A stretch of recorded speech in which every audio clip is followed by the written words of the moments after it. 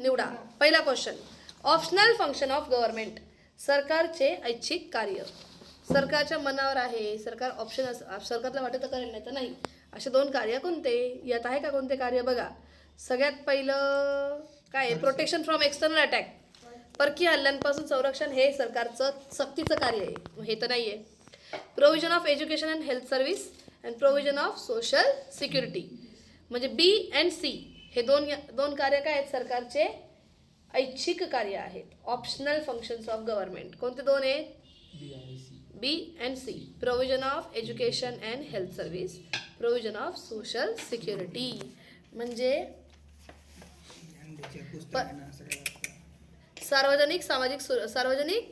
सामाजिक सुरक्षा उपाययोजना आणि शिक्षण आणि आरोग्य सेवा हे दोन्ही काय आहेत? आपले सरकारचे ऐच्छिक कार्य आहेत. 2 नंबरला आहे सरकारचं सक्तीचं कार्य. सक्तीचे कार्य म्हणजे ऑब्लिगेटरी फंक्शन्स. कोणते ऑब्लिगेटरी फंक्शन्स? बघा, प्रोव्हिजन ऑफ एम्प्लॉयमेंट नाही. Maintaining internal law and order yes. Welfare measures नाही. एक्सपोर्टिंग गुड्स अँड सर्व्हिसेस नाही. मग याचं उत्तर काय आहे? ओनली बी. म्हणजे त्यांनी म्हटलंय सरकारची सक्तीची कार्य. रोजगार निर्मिती हे सक्तीचं आहे का? नाही. कल्याणकारी उपाययोजना पण सक्तीचं नाहीये. वस्तू आणि सेवांचा निर्णय सुद्धा सक्तीचं नाहीये. सक्तीचं कार्य आहे फक्त ब, अंतर्गत कायदा आणि सुव्यवस्था निर्माण करणे. आणि अजून एक आहे परकीय आक्रमणापासून संरक्षण, पण ते इकडे ऑप्शनमध्ये नाहीये ना, मग फक्त ओनली ब. फक्त ब वाला उत्तर आहे 3 नंबर वाला. कळलं? Only B. Third question, public finance is one of those subjects which are on borderline between economics and politics is the view of. हा व्ह्यू कोणाचा आहे? पब्लिक फायनान्स हा बॉर्डरलाईनमध्ये कशाच्या? इकॉनॉमिक्स आणि पॉलिटिक्सच्या. हा व्ह्यू कोणी मांडला? ॲडम स्मिथने, अल्फ्रेड मार्शल यांनी, प्रोफेसर ह्यूग हिल डॅल्टनने की प्रोफेसर फिनले श्रीरसने? जावडुंडो. मग यातलं उत्तर कोणतं आहे? ह्यूज डॅल्टन यांनी ही संज्ञा मांडलेली आहे. भावना पोचली? Third question, non tax revenue. Non tax revenue काय आहे? ज्याचा टॅक्स नाहीये, ज्याचा नॉन टॅक्स रेव्हेन्यू म्हणजे कर व्यतिरिक्त उत्पन्न. कर व्यतिरिक्त उत्पन्न ऑप्शन नंबर आहे तुमचं directly C and D. Fee आणि स्पेशल लेवी, विशेष कर आणि शुल्क, हे दोनच याचे उत्तर आहेत. कारण इथे एक ऑप्शन कसला आहे तुमचा? एक ऑप्शन आहे प्रत्यक्ष कर आणि अप्रत्यक्ष कर. हा तर करवालं उत्पन्न आहे ना, आपल्याला करेक्टर उत्पन्न पाहिजे जे करा व्यतिरिक्त आहे. प्रत्यक्ष शुल्क, डायरेक्ट टॅक्स, डायरेक्ट फी असं काही असतं का? नाही.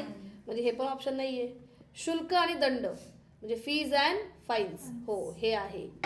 आणि विशेष कर म्हणजे स्पेशल लेवी, हे पण सरकारचं करेतर उत्पन्न आहे, करा व्यतिरिक्त उत्पन्न. कर किती आपल्याकडे? 2, प्रत्यक्ष कर आणि अप्रत्यक्ष कर. त्या व्यतिरिक्त सोडून जर का जे उत्पन्न असेल ते कसं आहे? सरकारचं करेतर उत्पन्न आहे. म्हणजे ऑप्शन नंबर कोणता आहे आपला? सी अँड डी म्हणजे ऑप्शन नंबर 4. ह्याचं उत्तर काय आहे? ऑप्शन नंबर 4 आहे, क आणि ड. ओके, चला नेक्स्ट क्वेश्चन 5वा. Trends shown by public expenditure of any government shows following. कोणतंही सरकार असो, शासनाचा खर्च हा कसा असतो? वाढणारा, कमी होणारा? वाढणारा. मग टिक मारा इन्क्रीजिंग वर. म्हणजे उत्तर काय येईल? ओनली बी, फक्त ब. 6वं, identify the right group of pairs. योग्य जोड्या लावायच्यात आपल्याला. ओके, चला. जीएसटी काय असतो? Indirect tax. मार रे जोडी त्याची. जीएसटी काय आहे? इनडायरेक्ट टॅक्स आहे. ओके, म्हणजे सेकंडचा आन्सर काय आहे? सी आहे. डायरेक्ट टॅक्स हा आहे पर्सनल इन्कम टॅक्स. म्हणजे पहिल्याचं आहे डी, पहिल्याचं डी, दुसऱ्याचं सी. फाईन्स अँड पेनल्टीज दंडात्मक कार्यवाह्या, करेतर उत्पन्न ए म्हणजे कोणता? Non tax revenue. आणि सरप्लस बजेट कधी बनवतात? महागाईला, इन्फ्लेशनला शिल्कीचं अंदाजपत्रक बनवतात. म्हणजे पहिल्याचं डी आहे, दुसऱ्याचं सी आहे, तिसऱ्याचं ए आहे, है ना? डी सी ए बी म्हणजे ऑप्शन आहे बी, सॉरी सी. ऑप्शन नंबर आहे सी, क वाला ऑप्शन आहे आपलं उत्तर. मग आहेत फरक स्पष्ट करा. आपण ऑलरेडी फरक स्पष्ट करा बघितले गेलेले आहेत, पण तरी पण तुम्हाला एकदा सांगते. पहिला कोणता आहे? पब्लिक फायनान्स आणि प्रायव्हेट फायनान्स. सार्वजनिक वित्त आणि खाजगी वित्त. हे बघ आपण इथे लिहिलं होतं बघ 1 नंबरच्या पेजवर, सार्वजनिक वित्त आणि खाजगी वित्त. 2 आपल्याला फरक स्पष्ट करा याच्यातले लिहायचे आहेत. म्हणजे तर मराठीचं पेज नंबर किती आहे? 71 आणि इंग्लिशवाल्यांचं पण 71. खाजगी वित्त, सरकारने घेतलेलं कर्ज म्हणजे सार्वजनिक वित्त आणि व्यक्तीने घेतलेलं कर्ज म्हणजे खाजगी वित्त, है की नाही? सार्वजनिक वित्ताचा अर्थव्यवस्थेवर मोठा परिणाम होतो, huge tremendous effect on the economy. पण खाजगी वित्ताचा इफेक्ट कसा असतो? मार्जिनल. म्हणजे प्रायव्हेट फायनान्स हॅज इफेक्ट कसा? Marginal on the economy. खाजगी वित्ताचा आपल्या अर्थव्यवस्थेवर परिणाम कसा असतो? कमी असतो, है की नाही? खाजगी वित्त हे काय आहे? जास्त लवचिक आहे, कमी लवचिक आहे, तर सार्वजनिक वित्त हे जास्त लवचिक आहे. Elasticity of public finance is more and private finance is less. असे 3 आपण केले. 3 पैकी तुम्हाला किती लिहायचे होते पेपरला? 2. चला, सेकंड आहे इंटरनल डेप्ट आणि एक्सटर्नल डेप्ट. त्याच्याच पुढच्या पेजवर आहे बघा, 1-2 पेज सोडून. हा आला. मराठीवाल्यांचं 76, इंग्लिशवाल्यांचं 77. इंटरनल डेप्ट, एक्सटर्नल डेप्ट. अंतर्गत कर्ज, बाह्य कर्ज. बघा, देशातल्या देशात कर्ज उभं केलं, अंतर्गत कर्ज. देशाच्या बाहेरून उभं केलं, बाह्य कर्ज. When debt is incurred, when borrowings is taken place within India, is called as within nation, within country, within economy, is called as internal debt. And outside economy, external debt. Internal debt is easy. Internal debt management is easy, and external debt management is complex. अंतर्गत कर्ज किंवा अंतर्गत कर्जाची व्यवस्थापन हे कसे आहे? गुंतागुंतीचे नाही. तर बाह्य कर्जाचे हे गुंतागुंतीचे कसे आहेत? अधिक गुंतागुंतीचे. इथे कमी गुंतागुंत. Very good. नंतर अजून एक कोणता घेऊयात आपण? तो तिसरा वाला बघा ना. हे देशी चलनाच्या स्वरूपात असते, तर हे विदेशी चलनाच्या. इंटरनल डेप्ट मध्ये आपली इंडियन करन्सी यूज होते, डोमेस्टिक करन्सी, आणि एक्सटर्नल डेप्ट मध्ये फॉरेन करन्सी. 2-2 लिहायचे ते आपण 3-3 वाचले, है की नाही? नेक्स्ट आहे development expenditure and non development expenditure. विकास खर्च आणि विकासेतर खर्च. हे ना तुमच्या पेज नंबर आय थिंक 74 नाही रे, ते नाही काय एक्झॅक्टली पुढचा पेज आहे बघा, 72 असेल. 72 विकास खर्च आणि विकासेतर खर्च. Development expenditure, non development expenditure. ते काय आले? किती पेज नंबर आहे? इंग्लिशवाल्यांचं 72, मराठीवाल्यांचं पण 72. 72. विकास खर्च आणि विकासेतर खर्च. मग पहिले याच्यामध्ये विकास खर्चामध्ये काय म्हणाले? विकास खर्च हा उत्पादक स्वरूपाचा असतो, तर विकासेतर खर्च हा अनुत्पादक स्वरूपाचा असतो. कळलं का? हे बघ इथे दिलेलं आहे. विकास खर्च हा उत्पादक स्वरूपाचा आहे, तर विकासेतर खर्च हा अनुत्पादक स्वरूपाचा आहे. हा विकासेतर वाला. ओके, तुम्ही काय म्हणाल? Development expenditures are productive in nature and non development expenditure are unproductive in nature. हे एक पॉईंट लिहाल. आणि दुसरं लिहाल एक्झाम्पल. एक्झाम्पल आहे ना आपल्याकडे तिथं. एक्झाम्पल म्हणजे उदाहरण. इथं एक उदाहरण घ्या बरं. इथलं हां, एक उदाहरण घ्या. आरोग्य आणि शिक्षणावरील खर्च, उद्योग आणि विकासावरील खर्च. औद्योगिक विकास आणि आरोग्य शिक्षण, है ना? म्हणजे इंडस्ट्रियल डेव्हलपमेंट अँड आरोग्याला काय म्हणतात? Health and education development. आणि विकासेतर खर्चामध्ये काय घेऊयात? 2 एक्झाम्पल. वॉर एक्सपेंडिचर बस झालं एकच. वॉर एक्सपेंडिचर, युद्धावरील खर्च. कळलं का?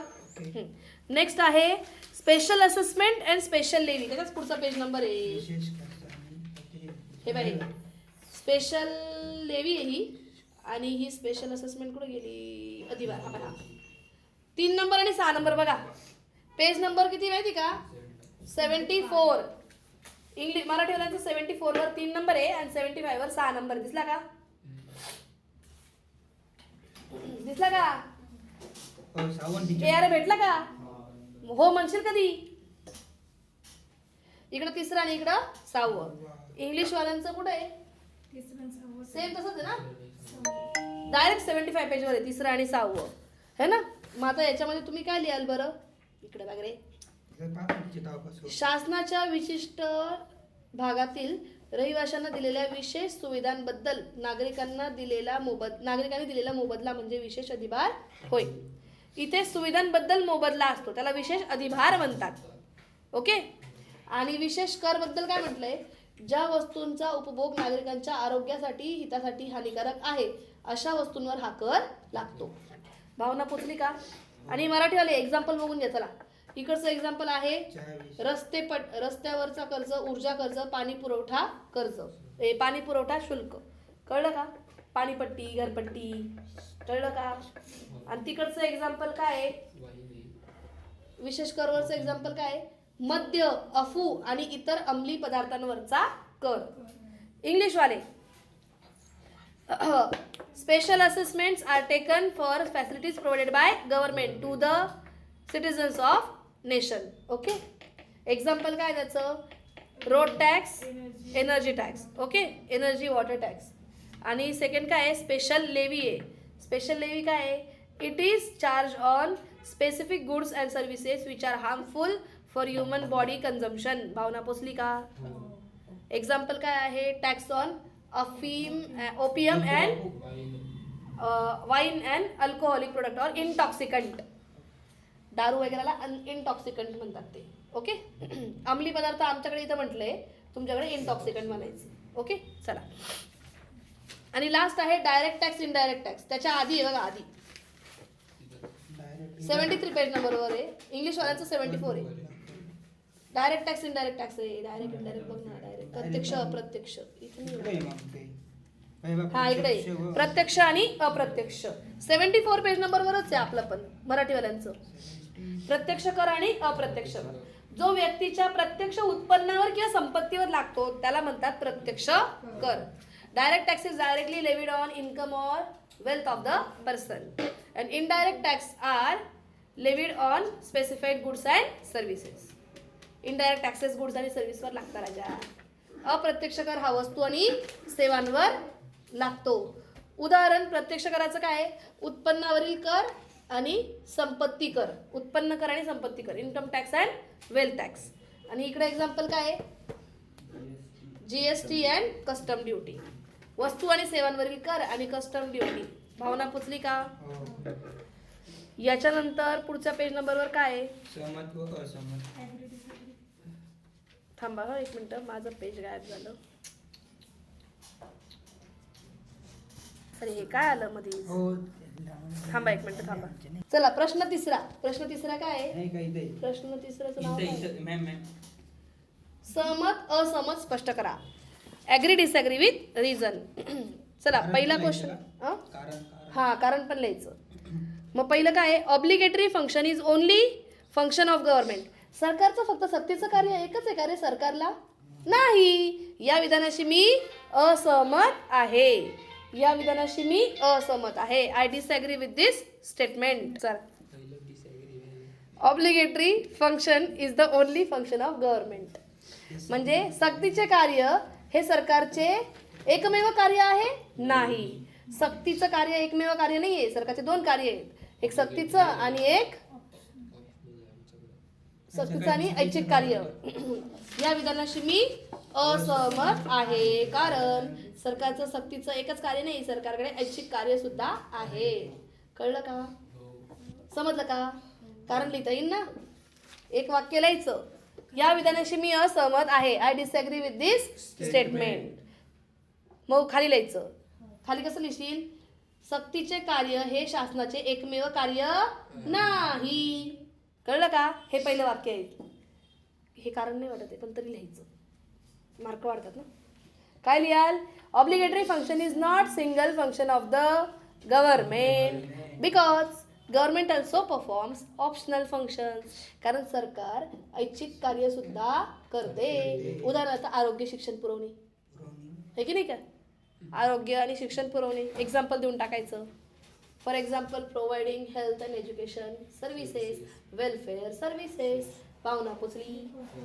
Second, fines and penalties are major source of revenue for government. दंड आणि दंडात्मक कार्यांमधनं सरकारला मोठ्या प्रमाणात उत्पन्न मिळतं? चूक. या विधानाशी मी असहमत आहे. I disagree with this statement. Fines and penalties are not major source of revenue for the government. कारण शुल्क आणि दंड यापासून मोठ्या प्रमाणावर महसूल सरकारला मिळत नाही. सरकारला मोठ्या प्रमाणावर महसूल कुठून मिळतो? कर या उत्पन्नातून मिळतो. कशातून मिळतो? करापासून मिळतो. कर कोणते? दोन, प्रत्यक्ष कर आणि अप्रत्यक्ष कर. Direct tax and indirect tax. भावना पोचली का? तुम्हाला त्या लाईन बद्दल जे काय माहिती ना सगळं जाऊन चिपकून यायचं 5 लाईन मध्ये. त्याला म्हणतात सहमत असहमत स्पष्ट करा. की दंड आणि दंडात्मक कार्यवाया fines and penalties are not a major source of revenue for the government because major source of revenue for government is tax that is direct tax and indirect tax. भावना पोचली का? Next, the goods and services tax म्हणजे काय रे? GST.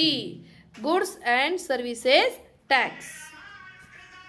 बघा, the goods and services tax has replaced almost all indirect taxes. GST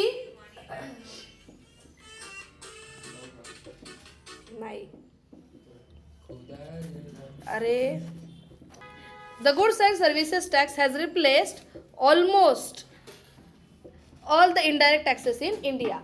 आपल्या भारतातले जे अप्रत्यक्ष कर आहेत, बरेचसे अप्रत्यक्ष कर हे गुड्स अँड सर्व्हिसेस टॅक्समध्ये काय झालेले आहेत? मर्ज झालेले आहेत, इन्क्लूड झाले आहेत. Yes, I agree with this statement. कारण आपल्याकडे जुन्या काळामध्ये होता वॅट, CST, एक्साईज असे वेगवेगळे कर होते. हे सगळे कर एकत्र येऊन आपल्याकडे एकच कर आला. त्याचं नाव काय? GST, goods and services tax. आणि हा कशासाठी आणण्यात आला? महागाई कमी करण्यासाठी आणण्यात आला. भावना पोचली का? Next, democratic government do not